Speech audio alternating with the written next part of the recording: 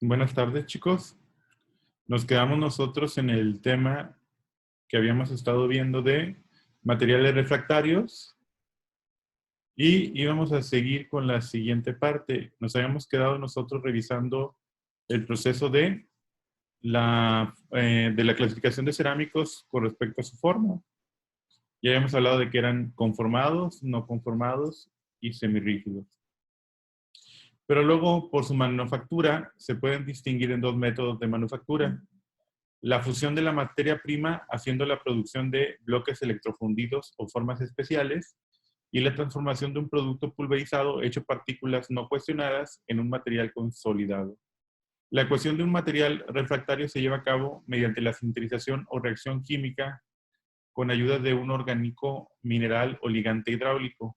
En la práctica, el formado es el resultado de muchos procesos variados: prensado en seco, extrusión en vacío, moldeado por inyección, prensado isostático, vaciado, vibrado o espreado.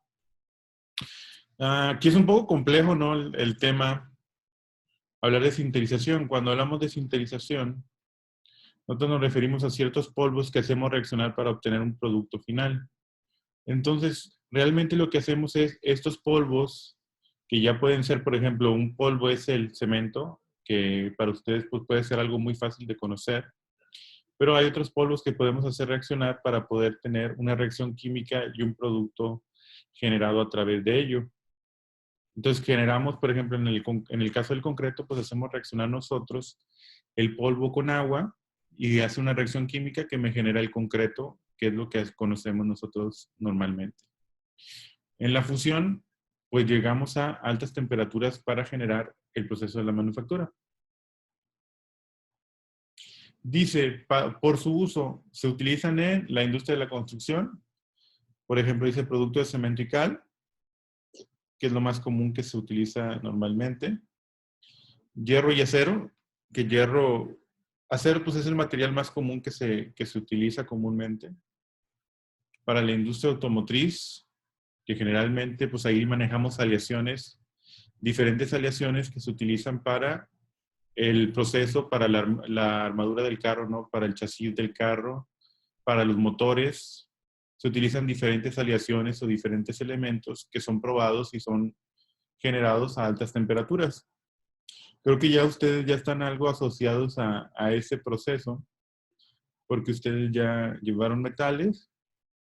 Entiendo que no lo hayan visto muy a fondo, pero en metales, pues ustedes recordarán que había unas moldes que se hacían con arena sílica, y que hay diferentes tipos de metales, de aleaciones que se están trabajando y que buscamos que tengan una característica específica en los vehículos, por ejemplo, la capacidad de que estos sean ligeros, generalmente, de que sean resistentes a altas temperaturas, de que resistan choque térmico, cosas que están muy asociadas a los metales, pero obviamente que una aleación me produce una mejora en esa calidad. Industria del vidrio, que también podemos utilizar nosotros. Producciones de metales no ferrosos, industria del aceite y gas y otras industrias básicas. Y luego aquí hablamos del siguiente texto, que vamos a leerlo primero y luego vamos a desarrollarlo o a tratar de entenderlo en mayor magnitud. Dice, refractarios ácidos son más compatibles con escorias ácidas, es decir, materiales ácidos experimentan la pérdida de menos corrosión contra escorias ácidas en comparación con las escorias básicas. De manera similar, los refractarios básicos son más compatibles con las escorias básicas que con las escorias ácidas. Nosotros ya hemos visto un proceso que ya habíamos platicado nosotros de corrosión, que algunos, creo que ya lo había platicado, no sé si en la materia de electricidad, que usualmente es donde hablo de esto, o en algunas materias hablo del proceso de corrosión. Y el proceso de corrosión, generalmente nosotros lo entendemos como la corrosión de los metales, ¿no? La corrosión que lleva a cabo el movimiento de electrones de un lado, de un cátodo a un ánodo, y que desarrolla una corriente eléctrica, un voltaje eléctrico. Generalmente eso es lo que entendemos nosotros. Cuando hablamos nosotros de corrosión de un material, en este caso los refractarios, más se definiría como una reacción química que tiene el material refractario con los materiales que se van a fundir ahí. Si ustedes recordarán, pues un material cerámico, por sus características para hacer hornos, para resistir altas temperaturas, para ser aislantes, y ya habíamos hablado de las características que lo llevaban a ser aislante. De esas características, nosotros sabemos que los materiales cerámicos son usualmente utilizados en hornos. Y estos hornos, pues, están trabajando a altas temperaturas con materiales que pueden estar fundidos o pueden estar en estado sólido, pero la mayoría se funden en este horno refractario, en este horno de estas características. Entonces, lo que aquí estamos hablando es que lo que se va a reaccionar o lo que voy a fundir en el refractario, para lo cual lo utilicé de molde, puede ser un elemento que reaccione y que reaccione químicamente con el material refractario y me genere a mí alguna problemática en la disolución de algunos elementos que tiene el material. Yo sé que las palabras no son quizás muy fáciles y vamos a tratar de simplificarlo un poco. Cuando hablamos de corrosión en metales, entendemos que hay un cambio de electrones de un lado hacia otro, de una zona hacia otra, de un cátodo a un ánodo. De tal manera que el ánodo gana electrones y el cátodo los pierde. Ese es el proceso ese proceso de corrosión es un proceso que sucede en las pilas voltaicas y que ustedes saben que una pila pierde sus características después de cierto tiempo, se deja de ser útil. Porque, ¿qué pasa? La pila, de una zona del lado positivo al lado negativo, envía los electrones. Pero luego de un tiempo ya no tengo electrones que enviar, porque ya se me acabaron, porque esos electrones son masa, y esa masa se está enviando de un lado hacia el otro. Entonces yo cuando ya no tenga capacidad de enviarte algo, voy a parar ese proceso. Por lo tanto que ya no tengo qué más darte y termina el voltaje por disminuir o por disminuir el cambio de electrones. Aquí lo mismo va a pasar en la corrosión en refractarios. Lo que va a pasar es que voy a ir perdiendo masa porque está reaccionando químicamente con los elementos. Entonces, esa masa que se pierde, pues ya me está haciendo que mi estructura sea más débil porque está perdiendo en su superficie masa y cada día es más mínimo el espesor que este mantiene debido a las reacciones que se están generando con las escorias. Ahora, expliquemos qué es una escoria. Si ustedes recuerdan, una escoria generalmente es un insulto, a veces lo utilizan de insulto, generalmente, pero una escoria es una basura, por eso de ahí que se utilice como insulto. Cuando nosotros utilizamos o vamos a hacer un proceso, voy a tener material al final, material producto de ese proceso, pero material que es indeseable, o sea, que es parte del proceso, quizás de los fundentes que utilicé para poder llegar a las altas temperaturas, pero que a la postre no me sirve o no me es útil a mí para poder tener el elemento, ¿no? O sea, es un producto que queda ahí como material de desperdicio, ¿no? Que no tiene ninguna aplicación realmente. Eso es una escoria. Cuando yo, en la industria de la construcción, en la industria de los metales, generalmente siempre tenemos como producto escorias, que con el tiempo pues, se ha buscado darle alguna aplicación en algunas otras ramas de la industria o en otras industrias, ya sea de la construcción. Entonces, esa basura que queda puede reaccionar con el refractario y puede irlo corroyendo reaccionando con la masa del elemento. Entonces dice, los refractarios ácidos son más compatibles con escorias ácidas. ¿Qué quiere decir? que yo de preferencia debo de elegir un refractario dependiendo de si voy a tener subproductos de escoria del proceso que tienen un grado de acidez alto o un grado de basidez alto. Entonces yo debo de pensar que si yo voy a tener como producto de un proceso, de proceso del horno, una escoria ácida, lo mejor sería tener un refractario ácido de tal manera que estén en equilibrio. ¿Qué hace que reaccionen las cosas? Generalmente un desequilibrio entre dos zonas.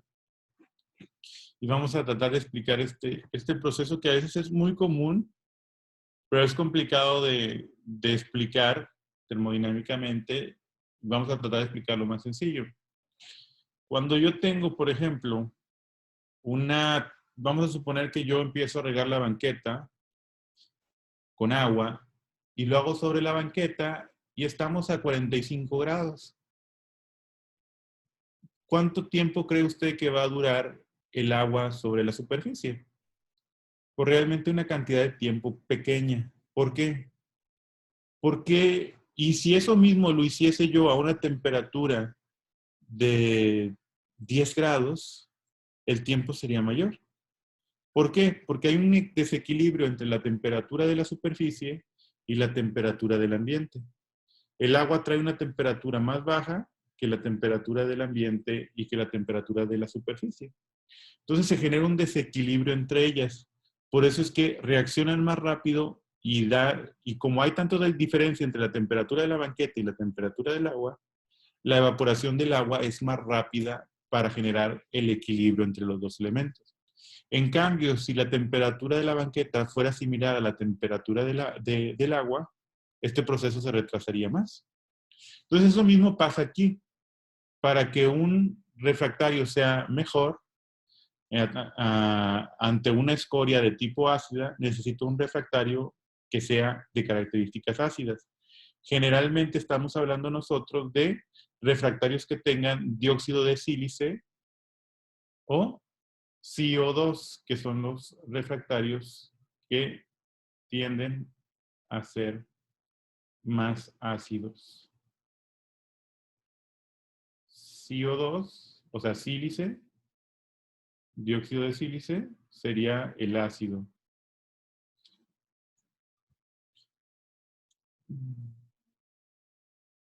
Luego dice, los refractarios básicos son más compatibles con las escorias básicas que con escorias ácidas. Igual lo mismo.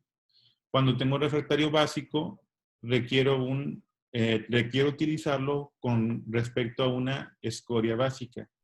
Las escorias básicas pues serán más asociadas al óxido de magnesio, magnesita, o al óxido de calcio o kaolinita. Serían los materiales básicos en comparación del dióxido de sílice, que sería el material ácido. Entonces, la elección del refractario también depende de a qué va a estar expuesto el elemento.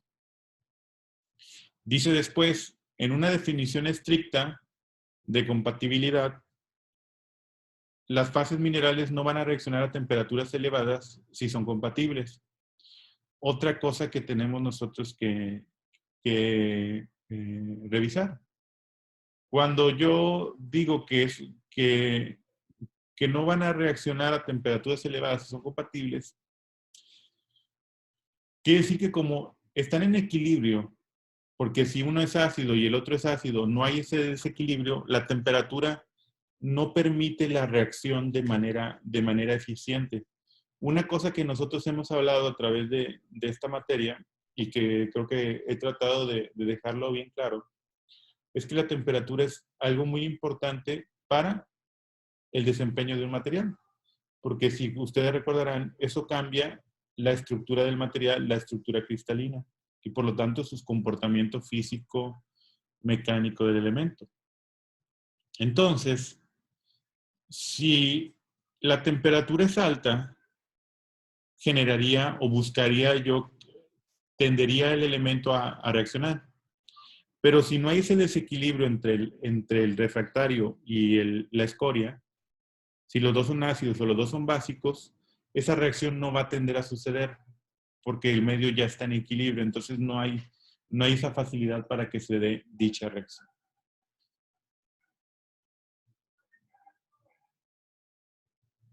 Luego tenemos esta parte. Las reacciones de corrosión deben ser vistas como un intento por el sistema para lograr la compatibilidad de alcanzar el equilibrio. Lo dicho, ¿no? Si ya están en equilibrio, es muy difícil que la estructura vaya a tener problemas en ese aspecto. Los refractarios rara vez están en equilibrio químico en una escala microscópica, ya que son típicamente constituidos a partir de mezclas de diferentes minerales. Sin embargo, en la interfase de corrosión inmediata, entre el material refractario y la escoria, los elementos de volumen localizados pueden estar cerca o no del equilibrio. Entonces aquí, yo creo que les voy a dar un artículo para que lo lean de estos temas. Es un poco más complejo porque como los van a ver en algunos artículos, se expresa que el daño que hay por corrosión generado por las escorias es un poco difícil de entender. ¿Por qué? Porque, como lo dije, son reacciones químicas sobre la estructura y eso me genera ciertos productos que también son difíciles de identificar. ¿Qué es lo que pasa? Que a lo mejor no logran dimensionar ustedes en esta etapa de su conocimiento. Cuando vemos nosotros los artículos, me dicen que generalmente se hacen estudios sobre refractarios que están compuestos por una sola fase, monofásicos. ¿Qué quiere decir? Que tienen una estructura igualita, que son elementos que no tienen muchos compuestos, no se le colocan, no se busca mejorar sus propiedades, o sea, son materiales más bien puros donde se hacen las investigaciones. Porque si yo junto materiales, por ejemplo, que yo le agregue un refractario, le puedo agregar otro material, doparlo, combinarlo para mejorar sus propiedades, el material se vuelve más complejo y ya tiene más compuestos dentro de su estructura. Y el problema de que tenga varios compuestos o varios elementos dentro de su estructura hace que no sé o se dificulta para mí saber quién es el que hizo la reacción, quién es el que me está generando cierto efecto sobre la estructura. Porque generalmente, o hasta donde nosotros llegamos, es entender un poco cómo reacciona químicamente.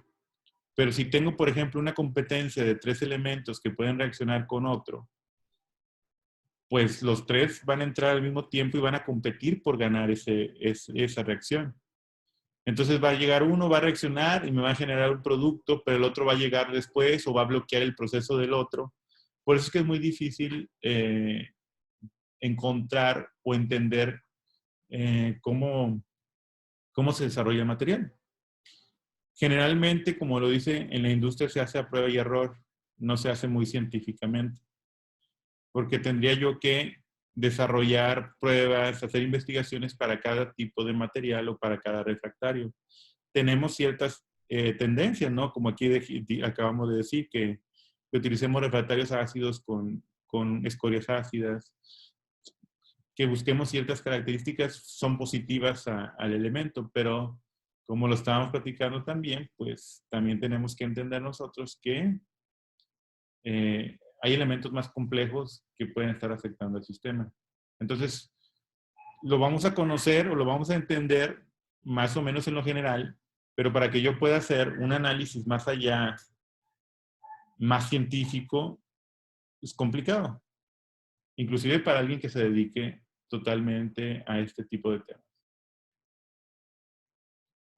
Borramos aquí y lo vemos acá.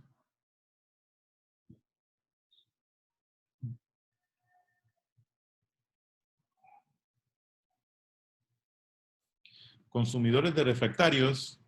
Y luego aquí tenemos una imagen que no sé, conozcan ustedes. Creo que a lo mejor la conocen por el juego. Había un juego no muy ochentero que se llamaba Pac-Man, que se suponía que más o menos hacía esto, ¿no?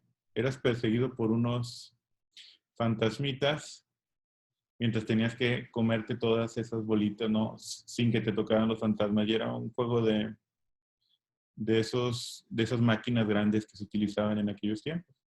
Entonces, más o menos está dando la ilusión que vamos a ver nosotros. ¿Qué es lo que consume el refractario? ¿Qué es lo que lo daña? ¿Qué es lo que hace que su masa se disminuya? Eso es lo que nos vamos a referenciar aquí. Entonces, ¿qué Pac-Man vamos a tener nosotros que nos va a consumir nuestra masa sobre el elemento? Consumidores de refractarios. Dice, en los países industrializados, aproximadamente 14 millones de toneladas de refractarios son producidos y consumidos anualmente. Esto corresponde a una demanda anual de aproximadamente 2.3 kilogramos por persona de la población mundial. Esta cantidad está constituida aproximadamente de 45% de productos no conformados y 55% de productos formados, incluyendo productos ya funcionales. Nos da un poco el background, ¿no?, de los materiales refractarios. Generalmente, como lo hemos dicho, los refractarios tienen mucha aplicación, sobre todo en la industria de los metales. Acá vemos una gráfica donde se expone, pues, cuánto de los refractarios se utilizan en cada industria, ¿no?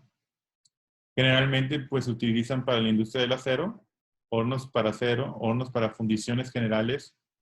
Fundición es el proceso de llevar el acero a la temperatura del estado líquido y de poder formarlo o conformarlo como nosotros deseamos.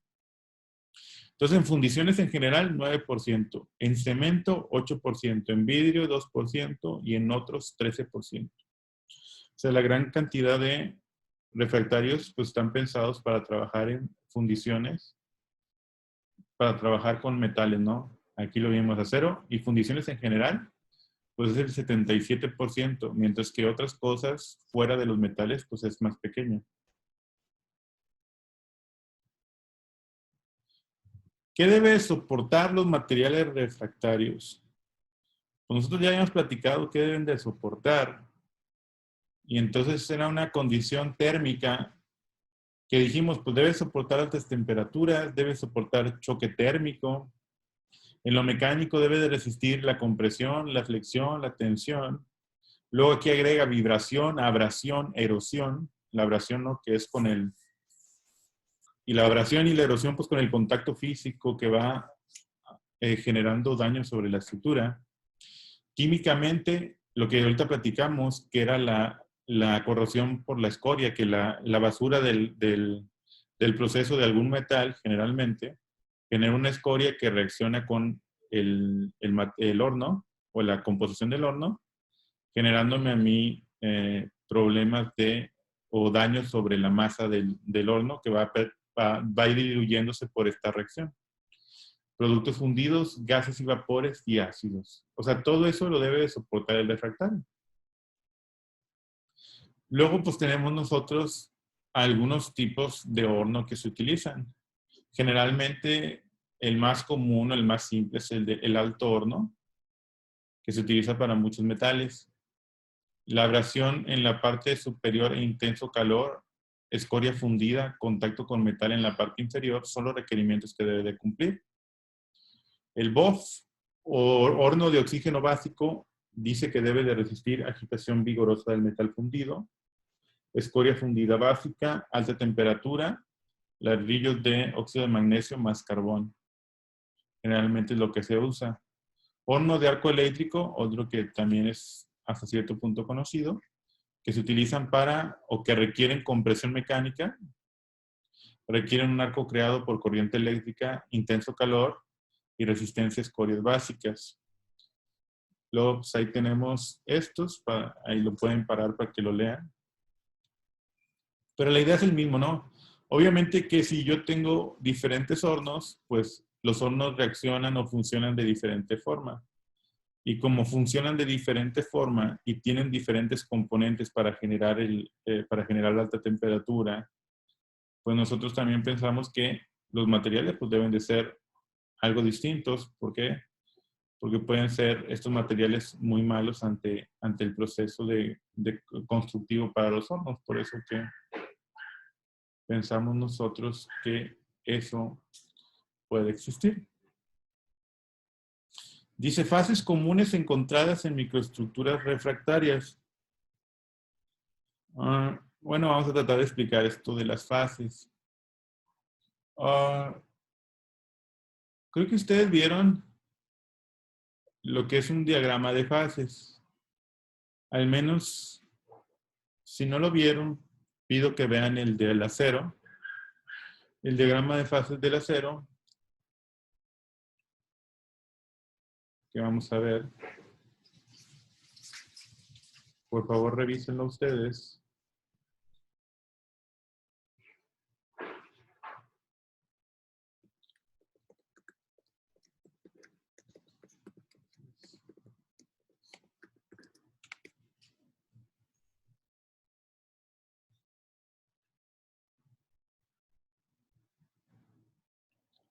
Ya hemos visto nosotros, creo, esta imagen.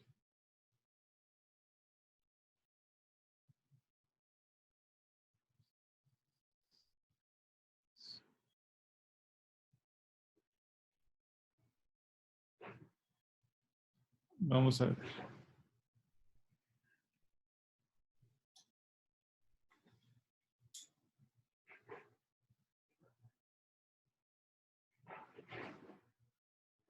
Vamos a ver. Miren. Voy a tratar de que lo vean.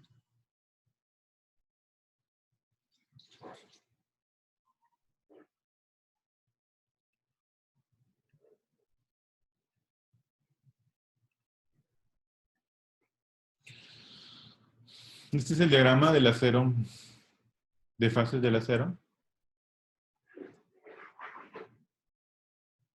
No me preocupa que entiendan todo. Me preocupa que entiendan lo importante, lo general. Acá está el acero y luego aquí tiene el porcentaje. En esta parte viene el porcentaje de carbono que utilizamos para el acero. Acá viene en el eje de la Y la temperatura en grados centígrados. Y acá vienen fases llamadas como la austenita. Aquí tengo una fase de austenita más líquido. Aquí tenemos la perlita, la ferrita, que son diferentes fases que tiene el acero. Si yo voy a la tabla, o estos elementos que tenemos aquí, son diferentes fases que se presentan. ¿Qué entiendo como diferentes fases? Esta fase, la perlita o esta fase austenita, no tienen las mismas características y tienen la misma composición. Bueno, relativamente la misma composición. Quiere decir que, por ejemplo, si yo utilizo un porcentaje más o menos por aquí sería el 1% de acero, de carbono, perdón. Si yo utilizara 1.5 más o menos por aquí, que sería el valor,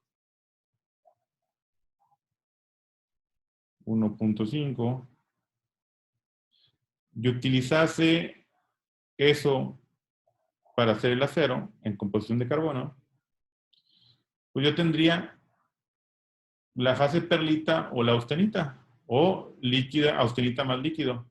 Te voy a tener las tres fases. Depende de la temperatura, es lo que voy a obtener. Si yo obtuviese, por ejemplo, si yo me concentro hasta 700 grados, si yo no llego a 700 grados, la fase con esa composición me va a llevar, por ejemplo, si llego a 600, pues voy a llegar a este punto y voy a tener perlita. Pero si yo aumento la temperatura, voy a llegar a la fase austenita. O sea, si yo supero los 700 grados, aproximadamente es esta línea, suponemos, o poquito más de 700. Si yo llego a 780, 750, 80, 90 grados, podré llegar a la otra fase. Cada fase tiene sus características propias. Por eso es que nosotros entendemos que el material tiene unas características distintas. Si yo tengo una fase de acero perlita, es diferente a una fase de acero austenita. Y entonces las características y las propiedades cambian, como lo habíamos platicado anteriormente, y su estructura cristalina también cambia. Entonces, pues acá tenemos nosotros en la tabla que estamos manejando nosotros, las fases principales que tenemos nosotros encontradas en materiales refractarios, que como lo dijimos, pues la mayoría es para acero. Entonces tenemos nosotros que tendremos ahí carbono, sílica, alúmina, magnesia, calcita, dolomita, mulita, y las tendremos a las temperaturas que más o menos vienen enfocadas ahí.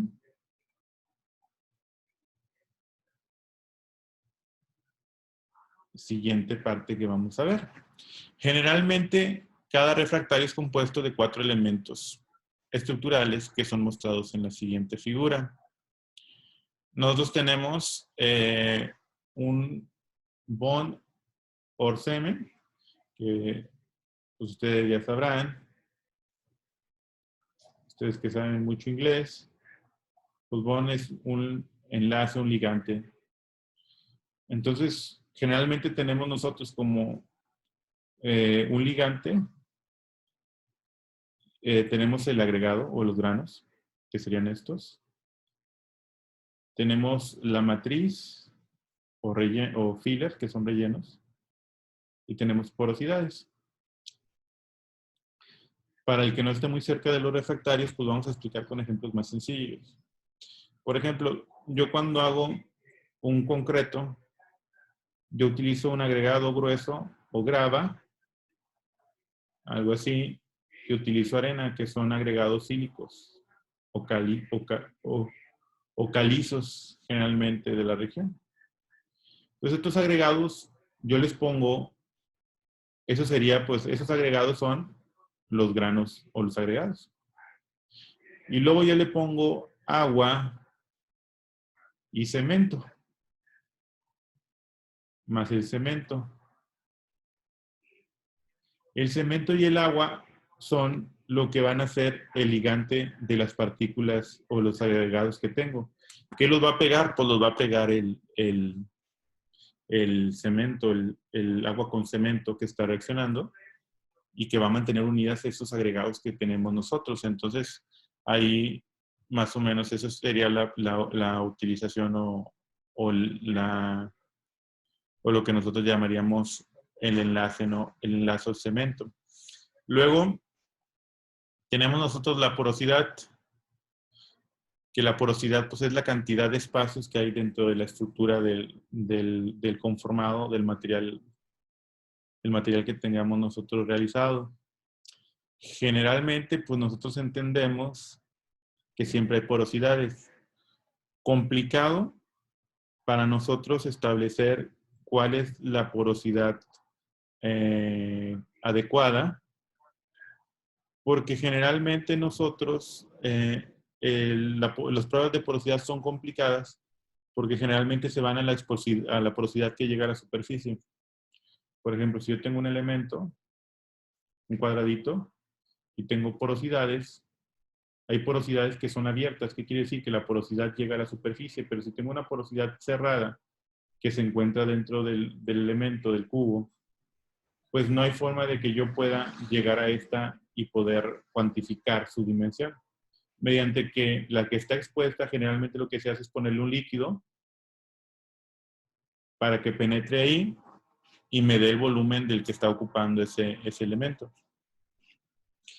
Pero acá no. Acá no va a entrar porque no hay lugar para que éste pueda penetrar. Y la matriz o filler, los fillers son los rellenos, lo que no reacciona del elemento. Siempre hay algo que no reacciona químicamente y nada más está físicamente desarrollado en dicho elemento.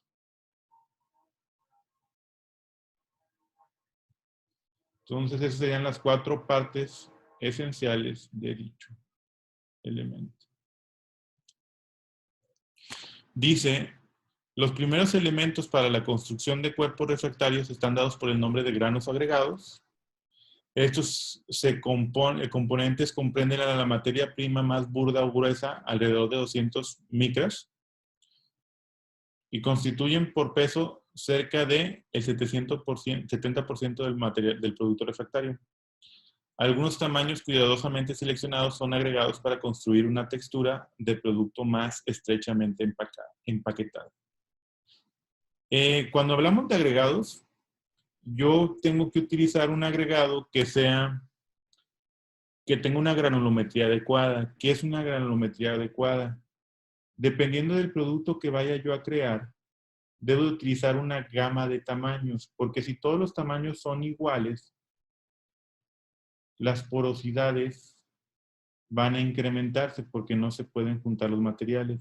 Sin embargo, si yo tengo materiales pequeños, pues pueden llegar a cubrir este hueco que se generaría en las partículas. Con otro material pequeño, pues puedo penetrar a través de este lugar.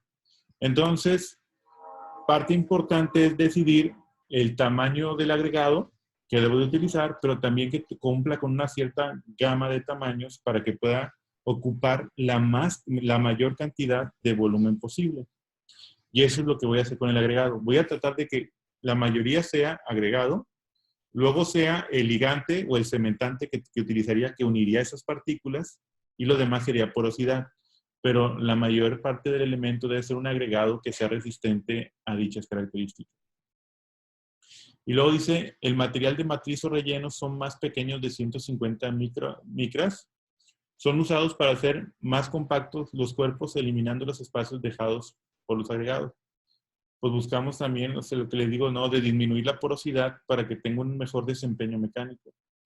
Si no tengo una buena porosidad, también el desempeño del elemento no va a ser adecuado y se pueden crear otros problemas adicionales. Entonces, esto se debe de realizar, cualquier proceso, muy apegado a las normas que rijan sobre el diseño de este material. Generalmente normas ASTM, que son las que nosotros nos rigen, o las que rigen en Estados Unidos y que nosotros seguimos muy cabalmente. Entonces, cuando nosotros utilizamos un agregado, utilizamos un relleno, tenemos que seguir un procedimiento definido por alguna normativa. Cuando no existe este proceso, porque el material es muy nuevo, entonces tenemos que hacer una investigación o tenemos que desarrollar un proceso investigativo que nos lleve a concluir cuáles son los tamaños adecuados, la granulometría adecuada, los files que debemos de utilizar para rellenar este elemento y probarlo a diferentes capacidades mecánicas. Bueno, hasta aquí nos quedamos. Un gusto en saludarlos y sigan revisando esto. Les voy a encargar algunas tareas para que también lo vayan revisando.